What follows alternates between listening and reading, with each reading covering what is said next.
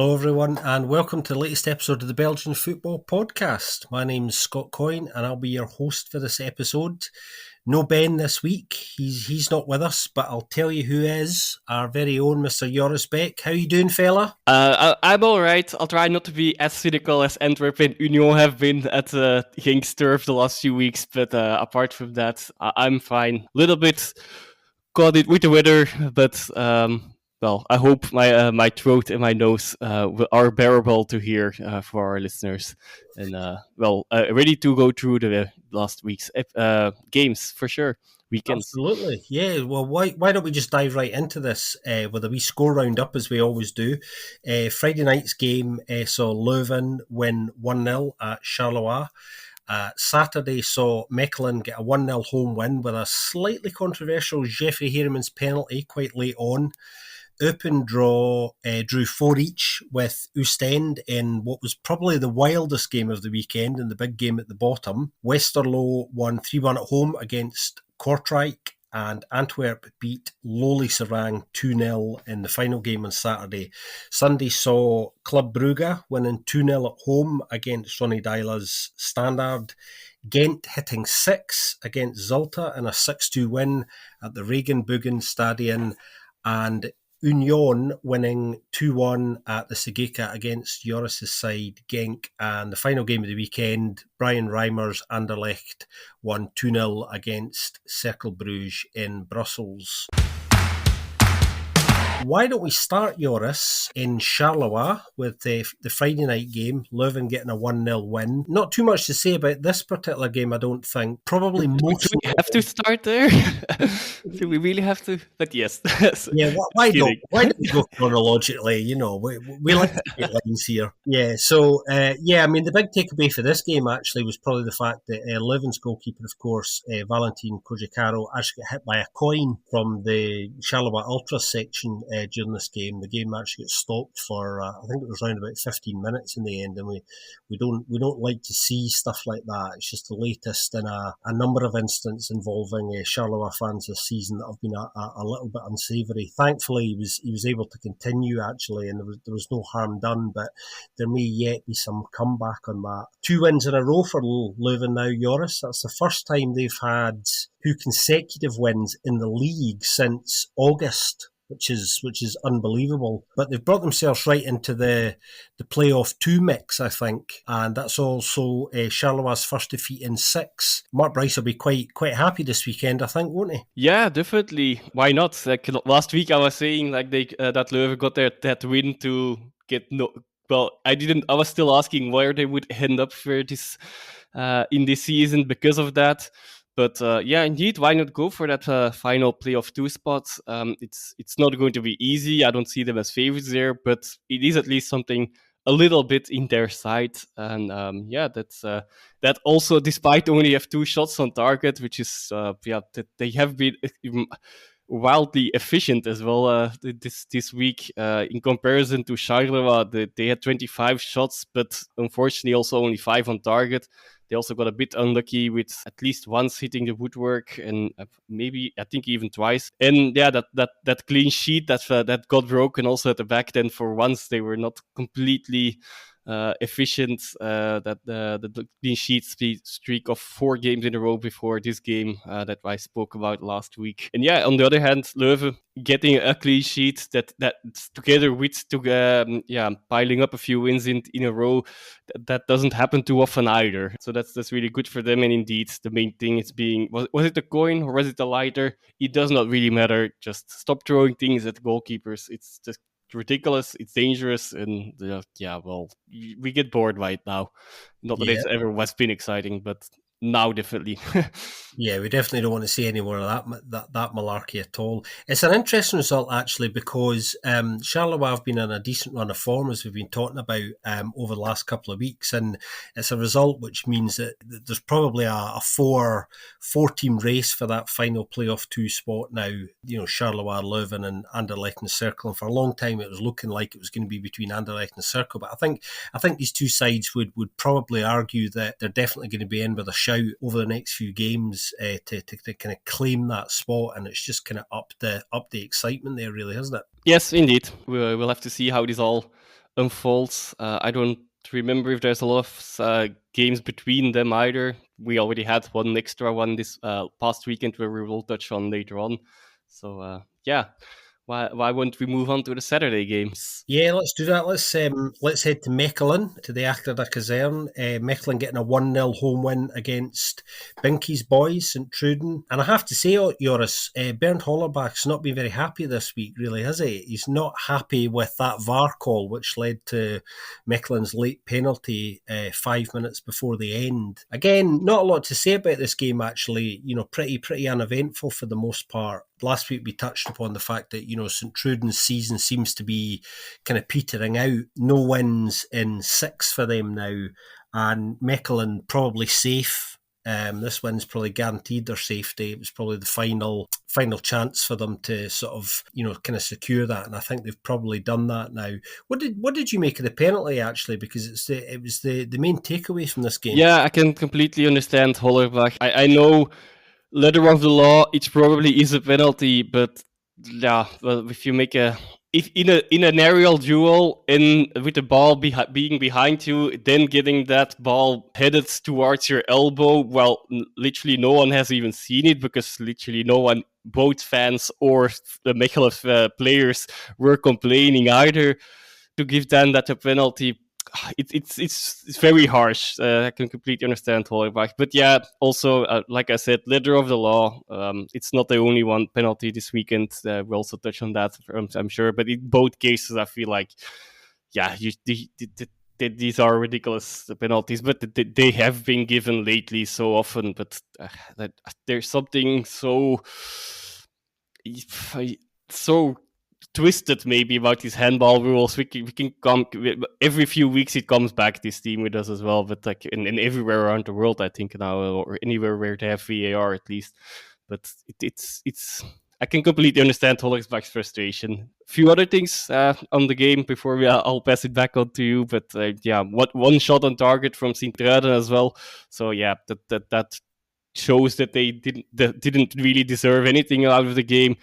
Probably a 0-0 would have been a fairer result, because Mechelen also wasn't too exciting. Heremans played okay. Enoch Agier made a nice cameo for 45 minutes, I believe. He played the full second half and had some good actions and then made some impact. So it is nice for the youngster. But apart from that, there's not much to take away from it, indeed. What did you think about the penalty then? Yeah, I mean, I think, if you're following the letter of the law rule, then it probably was. But it's interesting because we're seeing, week in, week out now, we're seeing 2 or 3 incidents at least that are very similar to that. And of course, we'll get to this in a little while, but there was another penalty that was similar in terms of its slightly frustrating quality, I suppose, in your side's game, the game at the Sagica between Genk and Union, which interestingly today, in fact, the referees department have come out and said that they didn't think it was a penalty and that the referee should have come and had a look at it at the time to make a decision for himself. I find that interesting, just particularly because, if they're able to look at that one and go, they didn't think there was anything in that, but they didn't have a problem with the one in the Mechelen St Truden game, is kind of odd because they're quite similar in that, the ball touches the arm and it's given. And you see in games now, players claiming for handballs to such a ridiculous extent that it's getting a little bit out of control, and some players are looking very silly, when a ball's smashed into the box and it comes off somebody's arm and they instantly look to the referee and point towards the VAR. I think some people are getting a wee bit over reliant on it, but yeah, a non-eventful game, and a game that was decided probably unfairly on one of those decisions that, some weeks you will get and some weeks you won't, unfortunately. Yeah, and here I found it's like it has no impact and it should not decide anything, but here there was not even any, they were not even claiming it. No one was claiming it. No one understood why the VAR was what the VAR was checking, why the VAR was checking. Well, not that it matters, but just like it adds to like the the stupidity maybe of all these calls sometimes. I think that was exactly Bernd Hollerbach's point afterwards when he said that absolutely nobody in the stadium, none of the fans, none of the players on either side saw anything or were claiming anything until it was pulled back by the VAR van. So what one individual in Tabise had an issue, whereas thousands of other people, either way didn't see anything, which does underline the kind of ludicrousness of it. I did also see, rather amusingly this week as well, that there's some journalists were invited to Tabise to have a little play with the VAR setup. Imke Courtois was there along with another journalist, getting some access to the ins and outs of how all of that works as well. I think in an attempt to obviously increase the transparency, because we know in recent weeks that we've had a little spate of pretty controversial decisions and a number of complaints. So I thought that was quite a positive move, to be honest, but I'm not sure it's positive enough to completely restore trust in that process. I'm just waiting for our own invites. That's right. Yep, you can have us over anytime you want, and rest assured, everybody, we will bring our screwdrivers and hammers and dismantle the entire thing on your behalf. Let's move on, shall we, to the Cairweg Stadion for the wild game of the weekend, as I called it earlier, a game that actually finished 4 apiece. It saw 6 second half goals. It was one of those games where if you left the room and came back in after any length of time, you would have missed a hell of a lot because it was raining goals, particularly in the second half. A lot riding in this game, as we know. It was one of those ones where if one of the side had won, then they really would have put themselves in a much more positive position than they were kind of going into this. And it was great to see both sides really, really going at it. Not much defending going on, I have to say. I'd be interested to get your thoughts on that, Joris. I thought some of the defending was just, non-existent, and probably explains why both of these sides are in the predicament that they're in. I thought Gassama and Charles Cook were really good for Eupen. They were really up for it, getting a goal each as well over the course of the game. But wild stuff, and interesting afterwards. Obviously Eupen dropping 2 points with virtually the last kick of the ball, which must have been hugely frustrating for Ed Still. He came out actually, was very positive afterwards, talked about how proud of his team he was, talking about the number of shots of goal that they had, how offensively good they were. Interesting to note how he sidestepped, what I was talking about there, and some of the rather concerning defending. But this was really great entertainment, particularly for the neutrals. Yeah, funny you have to mention that if you tune out for a few minutes, well, for whatever reason, well, you miss a lot, especially in that 5 minute spell in the second half where a lot of goals followed. Guess who missed that? and I have watched most of the game. A very entertaining watch, but yeah, unfortunately I missed those 5 minutes. A bit more than that as well. It was not just that. It's not that I left right before and they started scoring, but still, there was a part of the game that I missed, and that was definitely inside that part. A very interesting game. Difficult to see. At the one hand, a draw is probably a good enough result for Eupen.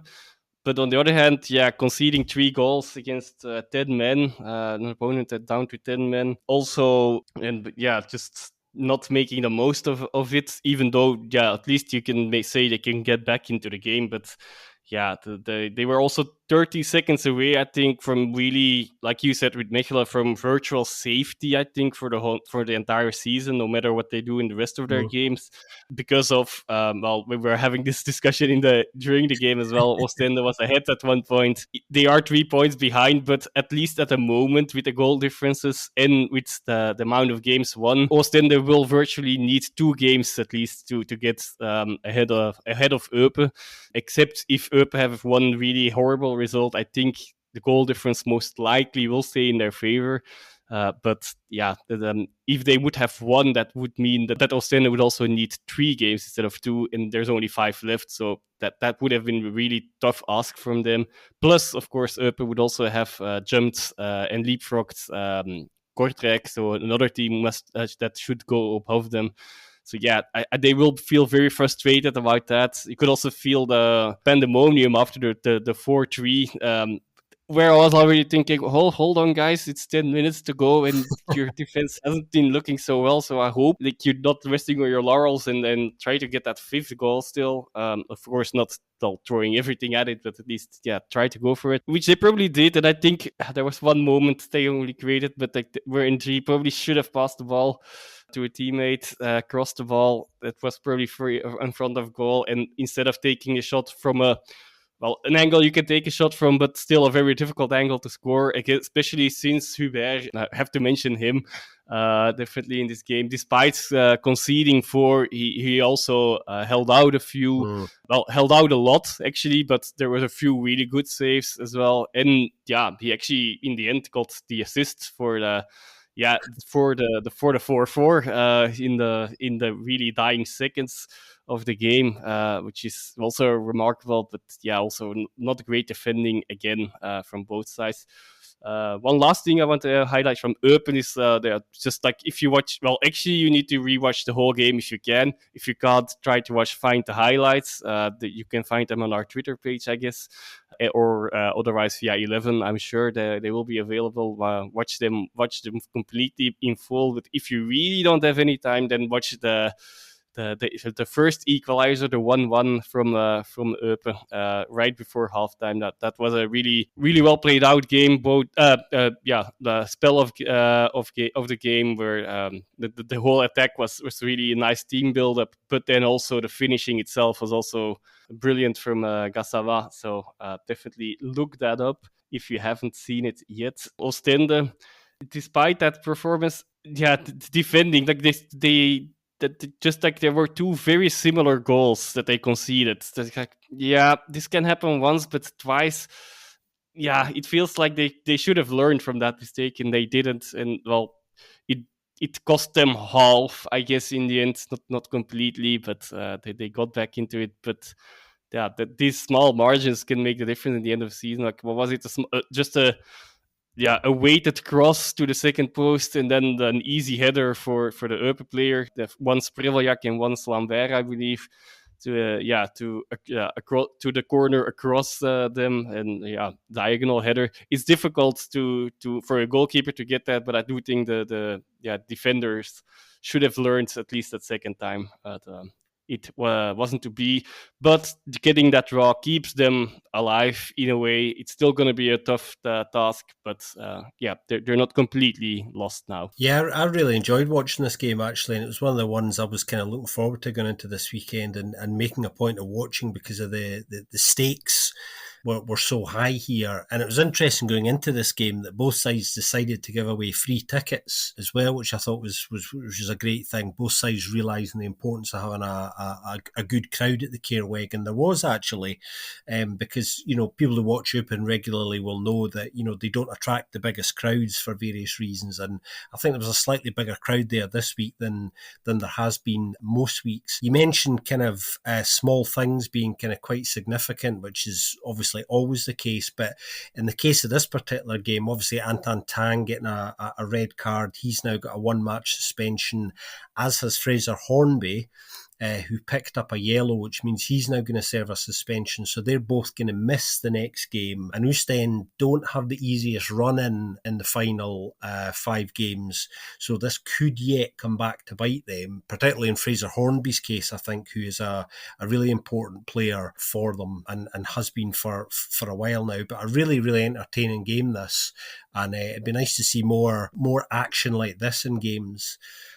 Speaking of sides struggling at the bottom, why don't we move on to Westerlo and Kortrijk? Westerlo winning 3-1 Joris against Bernstok's Kortrijk. Bernstok, who was, of course, earlier in the season himself at Eupen. Another nice little link there between these 2 fixtures. Kortrijk have only got 2 wins in 10 now. We've been speaking a little bit about how the breaks have kind of come on there. They're running into a sticky patch again, and they've actually got quite a tough run-in. Thinking about, trying to secure their own safety. In the last 5 games, they've got Club Brugge at home, Cercle Brugge away. The big one is probably the away fixture against Eupen, Antwerp away, and Union St Gilloise at home. So there's not too many points there by the looks of it for them, and I'm sure they'll be targeting that Eupen game as the really big one where they want to get something. But this had the feel of this weekend's routine home win to me. Yes, it was a bit more difficult than the scoreline suggests, but yeah, Westerlo was not at their best themselves. But in the end, it definitely became a routine win. Bolat almost gifting a goal at 0-0 still to Kortrijk, where I don't remember who it was, but they should have punished them for that, and that could have changed the whole game, of course. Yeah, in the end, it didn't happen. He did give away. Well, not only he, but like he was involved at the goal they conceded as well, where he also did the playing out of the back didn't go well, and the rolling out from the back, I suppose, more from Bolat, cost him the goal. In the end, that's insignificant, luckily for him. And for the whole defense. Kortrijk, Soleimani taking the boarding and in that same action twisting his ankle and being out for at least a few weeks. It does hurt them, obviously. What else to say? Vasa scoring. Could say a hat-trick, but in the end, the first goal was given as an own goal. So, unfortunately for him, it's not in the statistics, but he did score 2 nice goals as well. So, he definitely stepping up after Lyle Foster's departure. I think he scored as well this weekend for Burnley, but that's not for this podcast, definitely. But and then the market, so that phase at 0-0 where Bolat gave a big chance away was at the brink of halftime and right before halftime. So that means literally a few minutes or seconds maybe before that.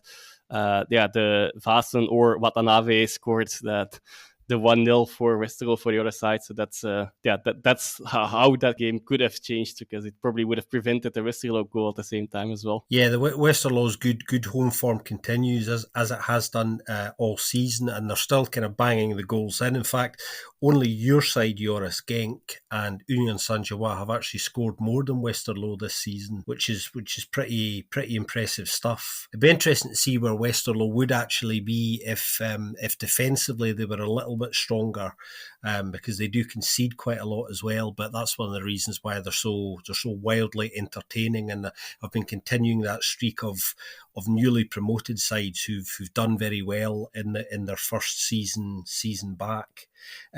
Let's move on, shall we, to the final game on Saturday, which was Serang 0, Antwerp 2. Antwerp bagging yet another win. And this was pretty much a routine away victory, particularly the case after Daniel Lapari's early red card for Serang on 11 minutes. In fact, I think Antwerp scored their 2 goals in the following 8 minutes after that. Egelenkamp and Janssen bagging those goals, and in truth, there was no way back after Antwerp had, particularly after they'd scored the second. But, and here's the thing, I suppose I really want to talk about in relation to this game. It's the farcical strip situation. For those of you who saw it this weekend, everyone will know that Serang play in red and black. That's their home kit. Both sides were wearing red and black kits here, and at half-time, Serang decided to change to avoid the confusion to what is their white away kit, but it turns out there wasn't enough white away kits available, so the kit man had to resort to using black marker pens, white pens to block out numbers, to create new numbers. It was just absolutely farcical stuff. And the thing about it is, Joris, what I didn't understand was, and it still confuses me, I think there is a league rule that says the onus is on the away side to make sure that if there is a kit clash, they are the side who bring an alternative kit as well. I've never seen anything quite like this in a top European league. There was an incident, I think, similar to this, 7 or 8 years ago now, between Gent and Genk, where they both wanted to wear white kits in the day, I think, and one of those sides had to give them an alternate pair of socks or something like that. Absolutely kind of crazy stuff. But I tend to agree with Serang's Christophe Lapointe, who said after the game that this is all Antwerp's fault, because he knew, obviously, that the rules state the onus is on the away side, and he was asking, why didn't they bring their white away kit? So I suppose that's a question for Antwerp's kit man. Yeah, there's a few more things to this story. So So apparently the FA decides, which colors, or at least advises which colors should be worn. Antwerp were already questioning it beforehand, but despite that, apparently they did not get these kits with them, or at least not enough or anything. I don't know. Yes, Red, then on the other hand, obviously, what in the end was made it more farcical, didn't have enough shirts, for the for alternative shirts. Yes, I believe it was even in the other case you mentioned, if I recall right, because I'm not completely 100% sure, but I believe it was maybe even that one of the teams had to wear the away kit from the other team. But yeah, because obviously these will have completely different colors to the home kits, because that's the rule as well, that these colors are not too similar. But that's why you have those kind of kits. That it is farcical. Whose fault it is or not, well, I don't know. Everyone, I guess. But yeah, this is the typical Belgian league stuff, I suppose. Unfortunately, although, well, in the end, we can have a laugh about it. But yeah, there was that also. Boutet having to, because after the change, then Boutet had his goalkeeper's kit was then too similar to as well, so he had to take his goalkeeper kit of Davino Verhulst, their second goalkeeper. And the Antwerp fans were joking that despite not having played a game yet, he has kept a clean sheet now. So that's that's really good for Verhulst himself. But on the game itself, indeed, not much in it. That red card, it's always it's difficult to say if it was a red card or not. But because of the pitch, Janssen. He was really looking for that fall as well. So like he did go down quite easily, but yeah, not that it would have mattered the outcome of the game. I think it was never any doubt that even with 11 versus 11, V11, that Antwerp would win this game. Yeah, after it only thing was that it's a bit underwhelming, but it doesn't matter. But that after the 2 goals were scored and the difference was made, really there was not much in it anymore. Like from both sides, you would have expected maybe Antwerp to even push through, but on the other hand, why would they if there was no threat coming from Serrain either? So a routine win definitely, and another farce in Belgian football, but at least one that's like, I guess it's harmless, but it's just a bit. Yeah, it shouldn't happen. Yeah, it's wild. I think it's probably best summed up by, for those who didn't see it, if we tell you that Antwerp's away kit is actually white, but they chose not to bring that. Instead, they chose to bring as the alternate, as their first choice kit actually was their third kit, which is the red and black one, which is the same colours that Sarang play in. That explains the problem. Just absolutely crazy. I've never seen anything like it, and I'm not sure we'll see anything on this level for a while. But it gave us a good laugh this weekend. Really final notice here, Janssen scoring the goal, which in the end takes him to wear the golden bull from next week on, I believe. So he is now equal on goal tally as Unuwachu, and Kuipers hasn't scored more than to take it over. And Janssen has scored more away goals than Unuwachu, so now he's going to wear the golden bull shirt. It took a while before Unuwachu lost it, even after his departure, but here it is. He's going to take some catching now, I think, because he's been in pretty decent form all season. Has Vincent Janssen, who of course this week announced his retirement from the Dutch national team as well, didn't he, Joris? I guess throughout his whole career, he hasn't hidden that there's more than football in his life, and I believe the official reason, since it's Janssen and he made that bold choice to move to Mexico for the experience as well in his football career, I feel like, that it's also sincere, that the busy football calendar is a bit too much, and that like he probably would rather spend some of his free time that he would have outside of the club football, that rather spent that with his family or traveling, I don't know, whatever. Then going on an away trip to Estonia, for example, and especially since, to be honest, he'll always be a bit of a fringe player with the national team. If he would be their star striker, that decision would be probably harder for him, and it probably would not even come up in this. But it's given the situation, he's in. I believe that's probably it's a reasonable decision, I guess. I think the Antwerp fans are quite happy with it. At least they seem to be from what I could tell from what their response, and I could understand that. Let's move on, shall we? Let's head to the Jan Bridal. The first game on Sunday was Club Brugge against Standard, and Club managing to get the 3 points with a 2-0 win to settle things down for them. They've had a tricky 7 to 10 days to say the least, haven't they, Joris? Ferran Jutgla and Bjorn Meyer managing to get them over the line here. I didn't actually think that Club were any better this week on the whole than they have been recently. There was a little bit more intensity to their play, so there's nothing to suggest anything major's changed in that sense, but I think there are some things behind the scenes that have just made feel people are a little bit better with that result, and it will settle them down. Standard not playing badly. I thought they lacked a bit of bravery on the ball, Joris. I don't know what you thought. There was a lot of knocking the ball around and not much breaking of the lines or anybody really looking to get in behind, and perhaps they could have got themselves something out of this game if they'd been a little bit braver, but in truth there wasn't that much in it. I agree from both points. Also, especially since the media, now it's good that Club Brugge win, a much needed win. They needed this, and for their belief in the further part of the season, that's definitely the most important part. But in the game, it was not all that much better. Maybe slightly improvements, but not very tangible. At least in the media, it's been a bit too much hallelujah. I think a bit in a way after this one result. But okay, that's the media and then their ways anyway. But Meyer is on scoring form. Got now 3 goals in 4 games, I believe, including the consolation goal in Lisbon last week. Yeah, we're Brugge, unfortunately, were knocked out of the Champions League quite well. That they would not go through was quite obvious, but that they would lose this much by this much, and not only by this much, but also by the way the game panned out.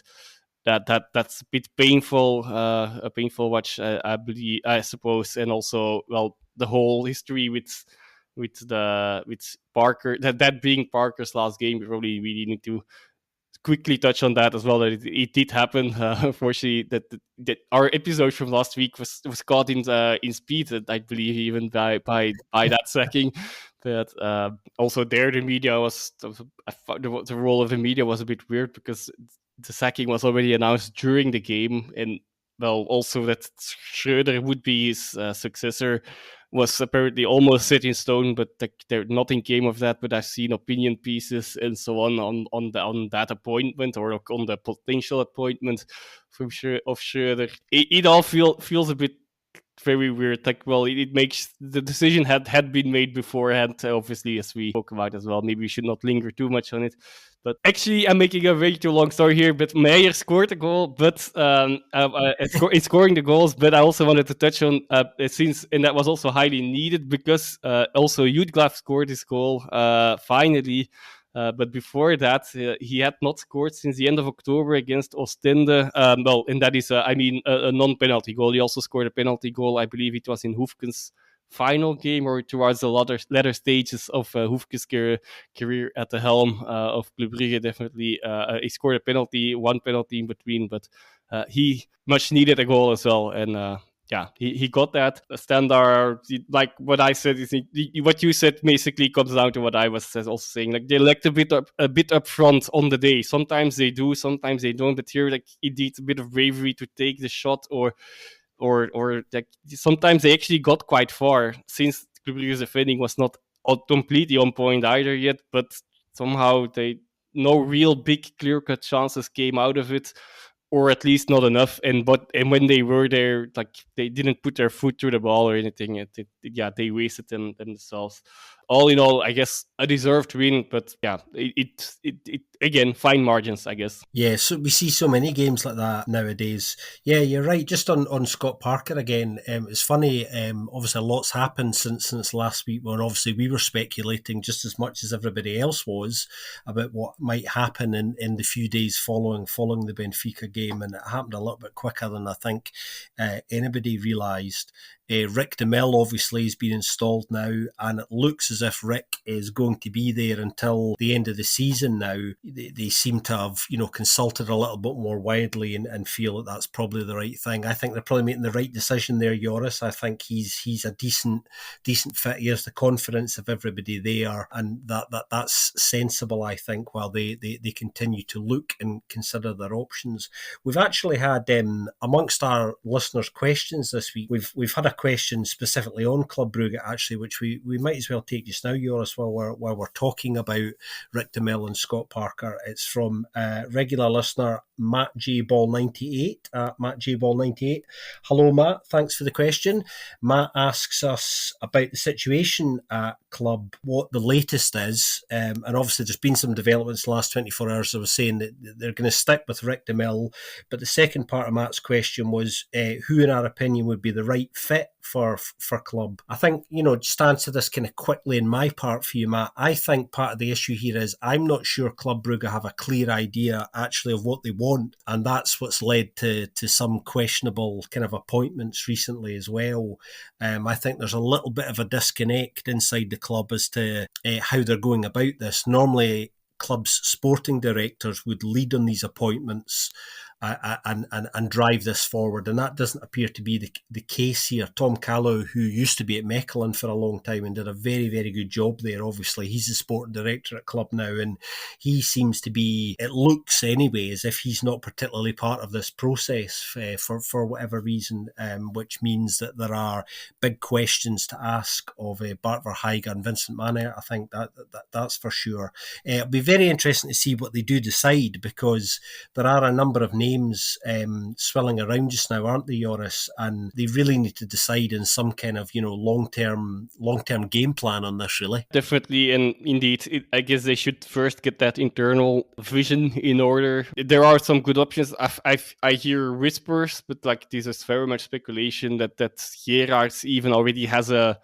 Well, he's definitely one of the candidates. I don't think that would be a secret, but that there might even be already some kind of oral agreement in place for that. But there's plenty of good managers, and I'm personally very bad at this at talking and deciding and finding the new right managers or the right fit for clubs. Gerards is a club man, so I can tell you that at least. So he played there for a while, and he still lives there, even, I believe. So that would, in a cultural fit way, probably not be a bad choice. That doesn't mean that there aren't any more viable candidates around that are without a job at the moment as well. I'm also not sure, indeed, given the position Union and Gerards themselves are in this season. Whether he already would be interested in that. But there's a regular crop of names, I guess, that have been successful to drop a few names, but it's really, this is no inside info or anything, but just a few names. Blessing and Torup have been circling. Schreuder also still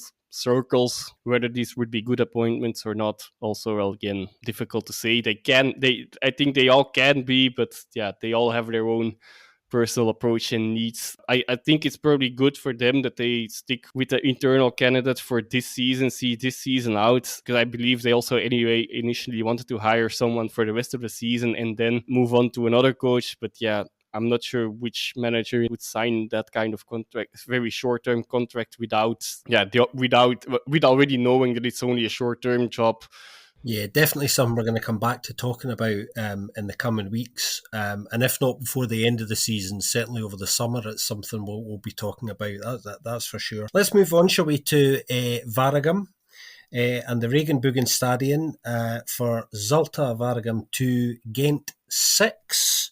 And I suppose the big story from this game, Joris, is the four second-half goals for Gent's 20-year-old Nigerian striker, Gift Orban, who's just had an unbelievable start to his Gent career. He's now got 9 goals in 8 games in all competitions, and he would have had 5 in this game if one hadn't been chopped off as well, to make it even more remarkable. He's actually the first, and this is a wild stat, the first Gent player to score 4 in a game since the late Leon Makuna got 4 in 1958 against Beringen, which is just unbelievable. And some of his finishing this weekend, Orban's finishing was absolutely wonderful. And he's the main takeaway from it, other than the fact that Zulte just cannot stop conceding goals. The main takeaway was also he also missed an incredible chance, probably the easiest one that he created for himself. But then the finishing was quite easy. It was like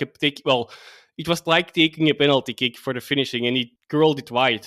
I don't know how he missed that, and then scored a brilliant free kick and put in some nice other types of goals as well. So, but yeah, okay, that didn't matter obviously, and he still had it. Regardless of that, he had a great game. But well, the great doesn't even start to describe it, I guess, or at least the second half.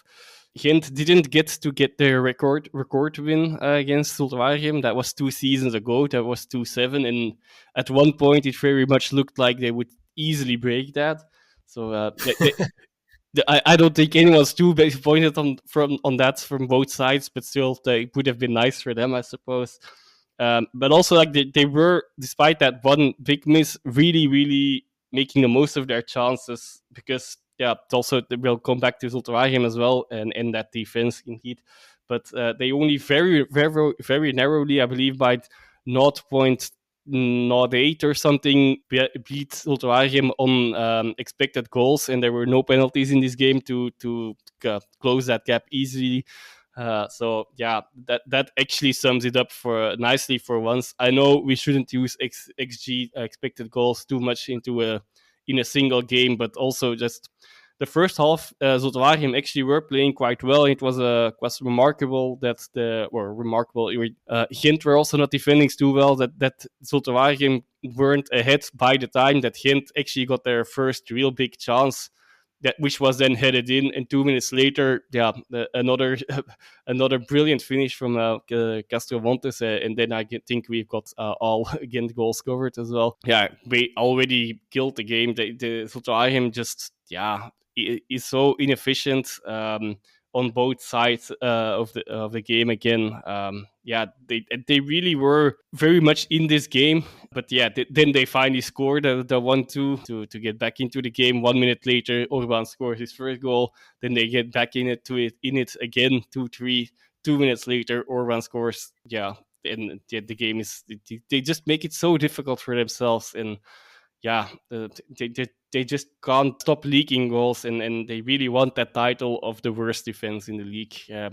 But if they also want to stay up still, I think they can still get both not get relegated and the title of the worst defense in the league. I fear they already at that point where nobody's going to catch them on that point anymore. Well, it's interesting because on that specific point, I went and had a look at this because it's obviously, as we know, this is not a new issue. We've been talking about this for pretty much the last 3 years in a cyclical way in relation to Zulte. They've actually conceded 67 goals so far this season. Last season, across the entire season, they conceded 69. Now, at the moment, they're conceding an average of about 2.13 goals per game, which is going to make it very difficult for you to win any games, obviously. But if they maintain that average to the rest of the season, and there's no reason to suspect that there's going to be any real change between now and the end, they will have come the end of the season conceded pretty close to 80 goals, which is unbelievable. And if they can manage to escape the drop, having conceded that many goals, I will be very, very surprised, as will some other people. But some numbers in there and some issues which have never really been addressed over the 4 years, just kind of coming back yet again to haunt them.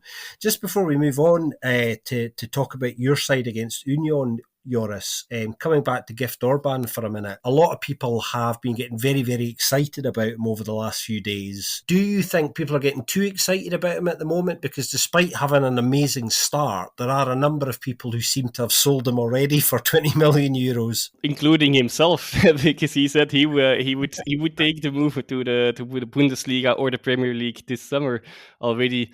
Of course, that was just a simple yes or no question in a talk show program, but well, he could have answered differently, I suppose. Nonetheless, it's always difficult. This kind of things. There's the footballing side. There's also the business exercise to make from a business point of view. I guess Gent probably would have to sell. From a footballing point of view, it would both be, and also for him, probably financially, it would be, a good move if he makes one next one. That's also no surprise. But for him personally in his football career, it probably would be good to settle down in Gent and see what he can do over a longer period of time. Okay, because now it's really he's really put to the he's really started his career on at Gent at a level that, well, there's just no way that, or I would be very surprised that he can sustain that. But if he can, then that also means, well, both good things for Gent and for him will come later on as well. Yeah, and also, yeah, to get some stability and make sure that you make the right steps at the same time, because he definitely needs to work on something still. Obviously, his finishing is great, but it's not always all that consistent. So I think he needs to get that, actually, the consistency inside the game. I believe to really be 90 minutes on top of his game. Right now, he has some spells in games that he's very absent as well still, and then he still does something amazing, which is already more than many players can provide. But I think that would be easier to achieve when you stay a bit longer at the same club as well. But there's so many factors in there. But if I were him, I would definitely not stay a bit longer. Yeah, I think it's a really interesting one, this, because, his start has been so much better than I think a lot of people expected. And when you look at, he's a particularly good finisher, actually. He doesn't do too much in games aside from that, but he's a good shooter, and his choice of shot placement and things like that is very good. But it'll be difficult to see how he can maintain anything like this. So to find his natural level is going to be really, really interesting. And I think, sides in big sides, elite sides from top 5 leagues, certainly will be looking for numbers like this to be sustained over a longer period. So hopefully he sticks around next season. But it's an interesting one to keep an eye on, because we've not seen anyone kind of explode, if you like, onto the scene like this for a little while. And that's definitely what he has done. Let's move on, shall we, to your side, Joris, to the Segeka. Genk 1, Union St Gilloise 2. And Genk's lead has now been cut to just 5 points, Joris. How do you feel about your side's performance this weekend, other than being understandably quite frustrated? Oh, yes. There was a time where I definitely would not want to talk about this game. I'm only reluctantly doing so, but yeah, okay. I've put it to bed now. I think the performance, well, that's the one thing that makes it a bit more bearable in a way. Although it won't win new championships, but the performance was good enough to not be too concerned. Despite, it's not only this game, especially if it would be in a vacuum, it would be a very tough one to take. But if it would be that's that. But it's also just a general lack of grabbing points. Like, they got 1 win in 5 now.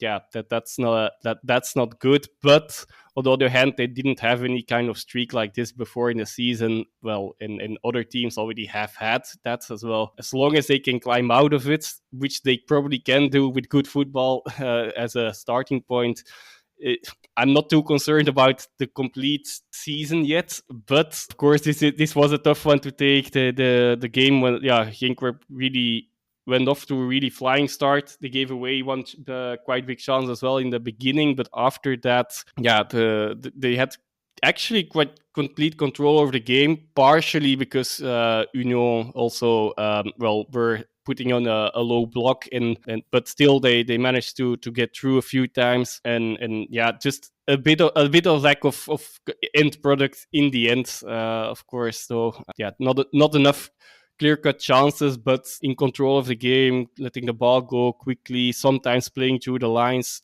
Maybe not enough, but can't expect it to happen that much against a side like Union, who has a good organization. But regardless of that, they came through and quite far in the first half, considering circumstances a lot. Van der Heijden really couldn't keep up with Paintsill, for example, at that point. And that penalty that Genk get in the end, like I said in before as well, I put it together, both of the penalties, the Bechela penalty and this one are none for me, and are difficult to take for the opponents. I can get that. And that brilliant second goal, kind of need to be not completely mad, but a little bit disappointed in Munoz Munoz for not making sure he was on side, because he probably could have done that. But on the other hand, you cannot really blame the guy. There was a really brilliant a counter attack where Munoz originally heads the ball away,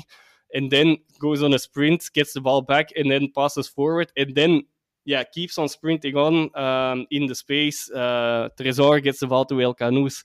El Canous gives it immediately with one touch with his left foot, which is not his strongest one, to Munoz to finish this off brilliantly as well. But unfortunately, had run slightly too fast, so that's even that he was passed, and it was correctly, of course, ruled off for offside. But that whole attack that was. Yeah, that was why I'm not too concerned as long as these things happen. And in a period in the season, during some periods of the season, everything felt well for Genk in front, and at the back they got away with a few things. Unfortunately, this time that was not the case. Until the 14th minute, I could probably even say it was almost a perfect game, except a few more opportunities and goals, maybe. But then 2 minutes 30 around, Arteaga not defending well on a cross from Adingra. And Nieuwkoop putting the ball in easily. Well, not great defending from him, and a few things went wrong in that attack. And in 2 minutes later, a second goal. This time it's Adingra curling it in his own style perfectly. It's difficult to blame anyone, because actually the defending was quite well there, because the ball came back from a blocked attempt from Boniface. It fell to Adingra. You probably could say that he should not have that space anymore, but since it was already coming from a block, the Genk organization was a bit lost in 2 minutes, and unfortunately Union made them pay for that, like we know they do. That's why I also said the cynical side of Union, which is this kind of cynical side it's not meant in a pejorative way. It's not meant in a bad way, but this is what they do, and you really need to be concentrated for 90 minutes as a Genk side, and that's more concerned about still, to get that defense a bit back more in order, or get a few results back together, and everything will be fine. Second half, Genk were not that good anymore. They still had the control, but now even more, were happy to let them have the ball, and they didn't create enough to really warrant another goal. Even though, also fine margins again. Actually, that second goal, third goal, even fell. But just the few centimeters between a shoulder and an arm made a difference between Mackenzie making hands without knowing much about it before the ball touched the line, and the goal again, according to the rules, ruled out correctly. That these are another one that this one is at least clear cuts in the regulations, but it's also a bit of a rule that's in cases like this, it feels a bit weird. It is what it is. I'm going on for a long while here, I know, and I hope I'm making some sense. But from Union's perspective, definitely a good win. That they managed to keep Genk out quite easily. Genk didn't make enough. That's also small pain point in this specific game then, though, because it has been a strength in a whole season, and not only because of Unuachu.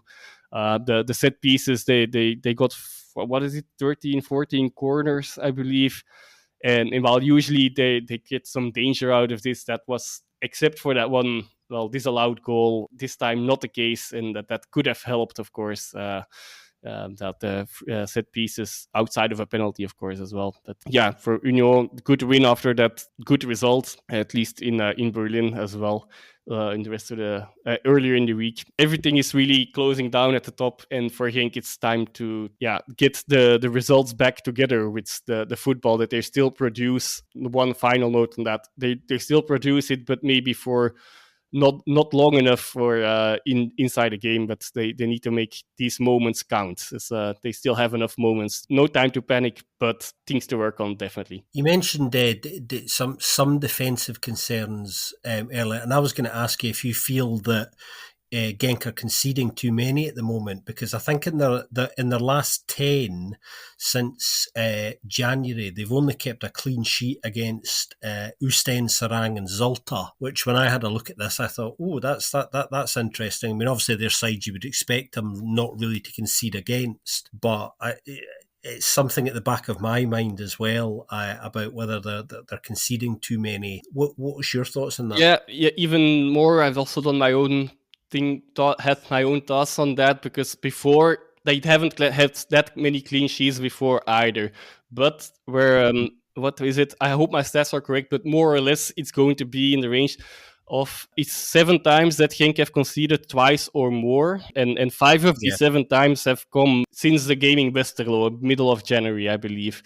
That is only in the league. I'm not counting the Antwerp Cup game there, but undeniably, and that's the one concern I really have a bit, is indeed that comes with the playing style. This was going to happen. Let's just hope that there is at least some answers that can be made, can be given by the team and by Franke as a coaching staff to both keep that the football flowing and that defensive mistakes or the defensive shape a bit more in order. That is definitely something to work on. Oh yeah, one final thing. Also, another reason why I'm not yet, maybe it once, I hope it doesn't, I'm not too concerned yet, is of course that both the games against Antwerp and Union together, Genk probably were the better sides, and these are the 2 games in these last 5 winless games where they did lose against the top other teams in the top 3. They probably should not have lost. Yeah, whether they should win is something else. But even if both times it would have been a draw, psychologically everything would have been a lot different. Together with a slightly bigger points margin, of course, psychologically the work needs to be put in place, and then get over this. So the final game of the weekend in Brussels, speaking of games involving Brussels-based sides, was the other Brussels team, Anderlecht. Le Mauves won 2-0 at home against Cercle Bruges. Relatively straightforward home win this, I thought. I thought Anderlecht were good value on the whole. Islam Samani's now got 6-9, Joris, across all competitions. And Anders Dreyer seems to have continue to have anyway, a really positive influence. He's got 4-12 plus 2 assists now, and is becoming a really big part of what they do. Offensively, they're starting to kind of click a little bit, I think, Anderlecht. Want to highlight Varlison, actually. You were talking about how Uber had a really good game for Oostende this weekend, which he did. I thought Varlison had 2 or 3 absolutely top drawer saves in this game as well, which kept the score down. And this is a big win for Anderlecht, because they went into this game rather knowing that if they didn't win, then probably their playoff 2 chances were gone. But winning means that they are right back in the mix, along with Cercle and Leuven and Charleroi for that last playoff 2 spot. So a really important win for them this weekend, Joris. What did you make of this? You highlighted exactly that. Warleson was probably the only Cercle player on their regular level, and I think that's this time entirely up to Anderlecht being playing so well. Probably the best they've played in a long while. And they got that first win again, to come back to last week. That first win against a team that's currently in the top 8. Yeah, they did get that right in time, and now they're definitely in the race with it. And yeah, there's a case to make that they may be even the favorites for that final ticket now. But we will have to see how that all if it's sustainable. And you already touched on Dreyer and Slimani. They've been, if my stats are not wrong, if I'm not mistaken, they've been part of 12 of their last 15 goals combined. So that's definitely, it has been a lucrative window for them. And yeah, definitely the Slimani himself, actually, he scored 2, but he probably should have scored more than 4 than the 4 of Orban to this weekend. But there was a good Warleson tonight to deny him together with, I guess, a bit of subpar finishing at the same time. But even then, I think the most of the shots anyway were still on target. So all credits still go to Weigelson there. Noteworthy is also still that Kevin Denke got a red card in the final stages of the game.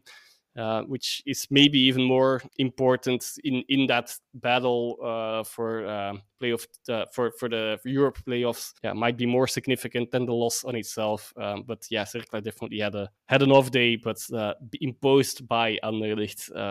They were flying on Sunday. As from part that I've seen, because obviously I only saw the second half live. Yeah, you're right. On the Kevin Denke point, actually, that could prove quite significant for Cercle. I know they're not happy with that red card and are going to challenge it, because obviously it could have implications for that playoff 2 spot for them. So that also is a big takeaway from this game. Okay, so before we move on and kind of talk about the action in the Challenger Pro League this weekend, Joris, why don't we touch on Europe briefly, because there was some brilliant action this week, obviously involving the Belgian sides. Anderlecht getting a 1-1 draw at home against Villarreal, thanks to a brilliant Anders Dreyer goal, which actually was, I think it was UEFA's goal of the week. And deservedly so. A really cracking goal. Union, as we know, had a really entertaining 3-3 draw in Berlin against Union Berlin, the other Union, and they obviously know each other very well, having been in the same group earlier on this season. Really unlucky not to get the win and be able to hang on there. Well, I'm sure Union Berlin would be saying something completely different about the luck and the unlucky parts there, but the scoreline lucky, right, I guess. Quite right too, yeah. Gent managing to get that draw with Basak Sahir, thanks to the latest, or well, not the latest, but one of the latest of Gift Orban's goals. I thought we saw some really good finishing from the Belgian sides in these games, and I really enjoyed some of these goals, Joris. And obviously, all three sides are very much in it going into the second legs. Hopefully, all of them can capitalize on that as well. Won't be easy, but I hope to see some more European football from a few Belgian teams, hopefully even. But yeah, everything is to play for, especially now with away goals. Like, it's literally a draw at the moment for everyone. Absolutely, and we wish all those sides the best going into the second legs in a few days' time. Let's move on then, shall we, to the Challenger Pro League, which obviously, as we know, have already started their playoffs. We've reached match day 3 of 10. A little score roundup. Playoff 2, the relegation playoff. Dender got a 1-0 win against Denza. Virton won 1-0 at home against SL16, which is significant for a few reasons, partly because it's Virton's first win in 7, but it's actually their first win at home since April of 2022 against Mouscron, would you believe, which is rather extraordinary. But they're still rooted to the bottom, 6 points clear of safety with 7 games to go. So they've still got some work to do if they're going to salvage their season. And the other game was Lommel 2, Young Genk 0 in the Limburg derby. In terms of playoff 1, the promotion playoff, Liège won 2-0 at home against Anderlecht under-23s.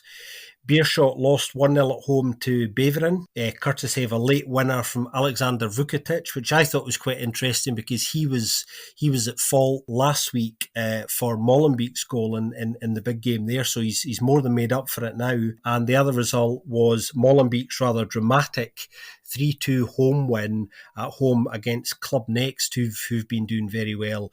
Molenbeek actually stay top. They keep their 3-point lead over Beveren following that dramatic hat-trick from Zakaria El-Ouadi and his 95th minute winner. Still a long way to go, Joris, but it's pretty exciting, the CPL at the moment. 2 late winners for the top 2. That's already showing something. For Virton, I also can add that they've made the goalkeeper switch because Vincent Sini, the regular first team goalkeeper throughout the whole of the season, has would have been moved to the bench anyway, but also has not reacted well to that. So it was even put out of the whole squad the last weekend. And his replacement, Sadine, experienced goalkeeper, did well. I didn't see anything, but he kept a clean sheet, which is for Virton not something that happens too often either.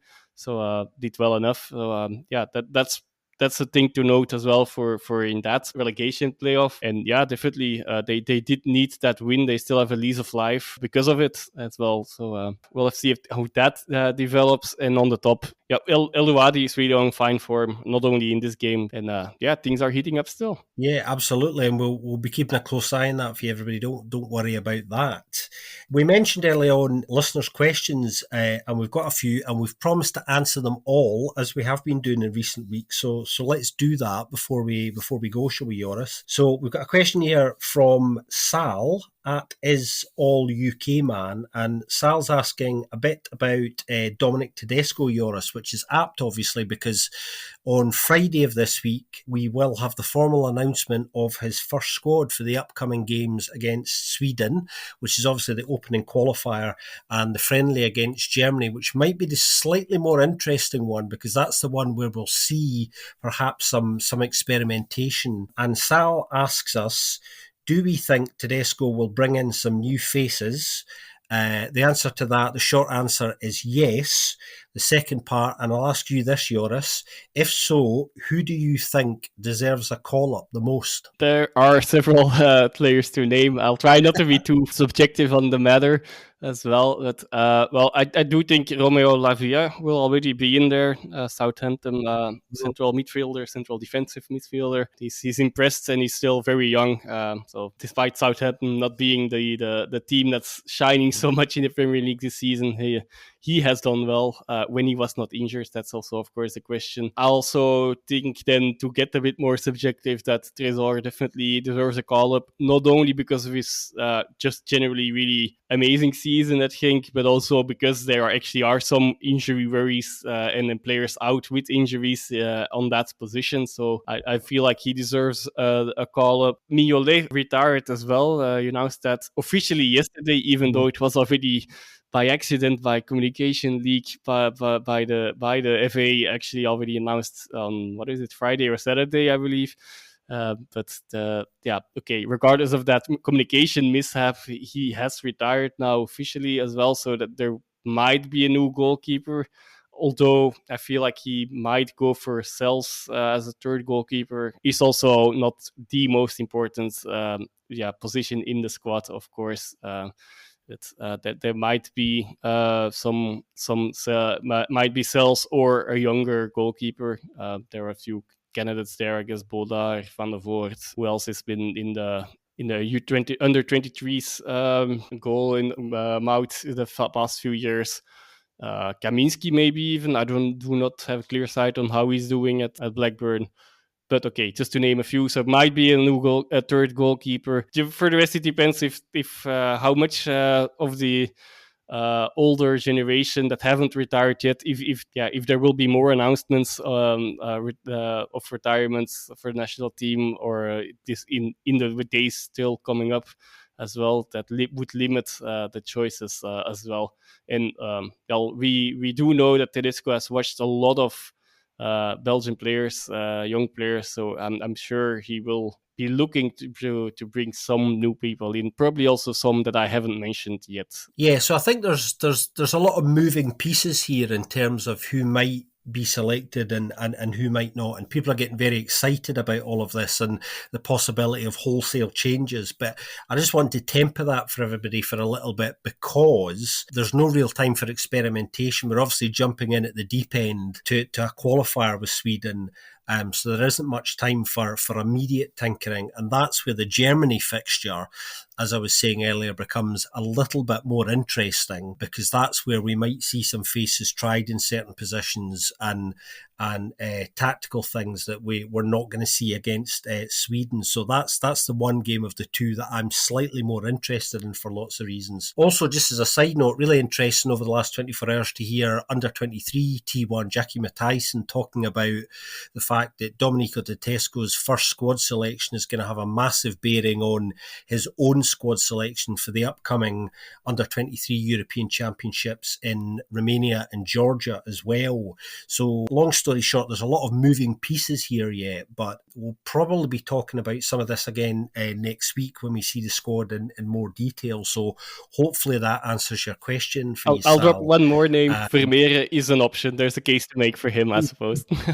Yes, Arthur Vermeeren, yeah. Of course, Arthur Vermeeren, Antwerp is getting everybody very excited at the moment. And Matthijssen's actually was saying that we're probably going to be seeing one of two scenarios here. Either he will get a call up for the senior side, which is I would say 50-50, but probably more unlikely. But at the very least, he'll probably be picked for the under-19 side. I'd be very surprised if that didn't happen. But my feeling is it's come probably slightly too soon for the senior side. But we'll see, because Domenico has mentioned his name a few times. But I'm quite excited to see what comes out on Friday lunchtime. And we'll be keeping a close eye on that, all of us. Our next question, actually, Joris, comes from, and it continues the Belgian FA theme because it's related to the Belgian FA again. It's from Felinius Monk at 313 Dennis, and he asks, I would love to hear more about the FA's budget. And I think this actually hints at something that's happened over the last week and a half. We know that the FA have been letting a lot of the medical staff go and kind of slimming down the staff a little at the headquarters in Tbilisi.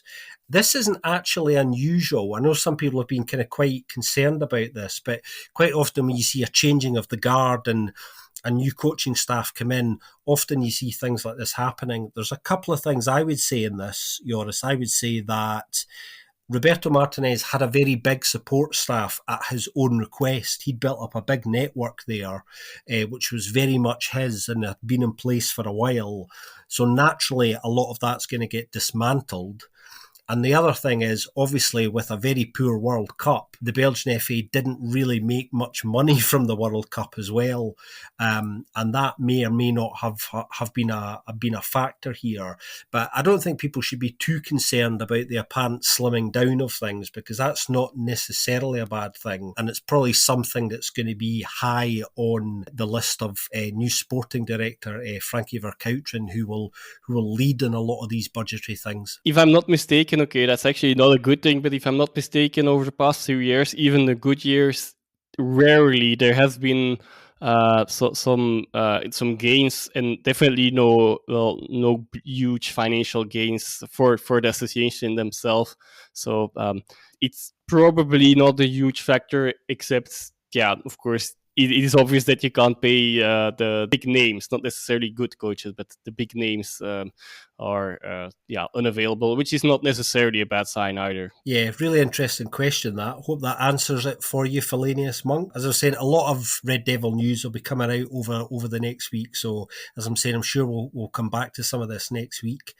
Our final question, Joris, comes from Robert Sherwood, who I think, judging by his question, might be an American listener, because he's asking us about some of the American players in the Pro League: Mark McKenzie, Marlon Fossey, Sam Vines, and Brian Reynolds, and asking us pretty much what do we make of them, and how many of them do we think will still be around in the Pro League next season? Yeah, that is a good question, and the remainder of the season might have a say in that as well. Especially in the case of McKenzie, I suppose. Of course, the one I have the most eye on as being a Genk player, and him being a Genk player, and me being a Genk fan.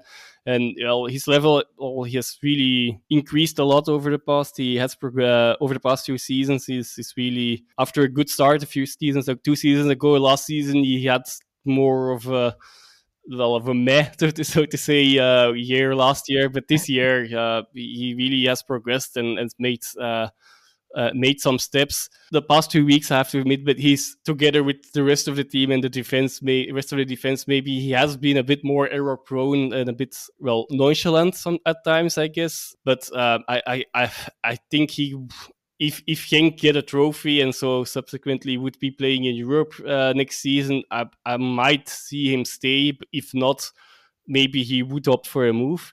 Sam Vines, well, as he also mentioned, has been injured for a large part of the season now. I believe I've heard that he finally made his first few steps back into the young Reds squad, so their under 23 squad, so he's almost ready to play again.